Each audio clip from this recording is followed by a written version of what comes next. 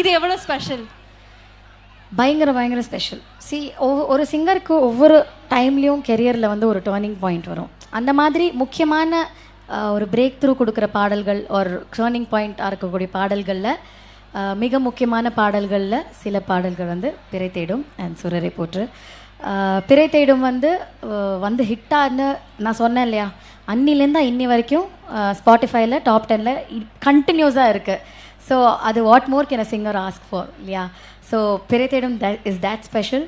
And கையிலே ஆகாசம் is very special because நான் அந்த பாட்டு ரெக்கார்ட் பண்ணும்போது Anvi was there inside. I was full term pregnant.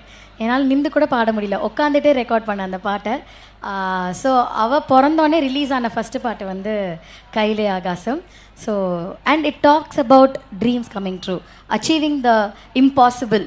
So எல்லார் வாழ்க்கையிலும் ஹோப் கொடுக்குற ஒரு பாட்டு வந்து கையிலே ஆகாசம்.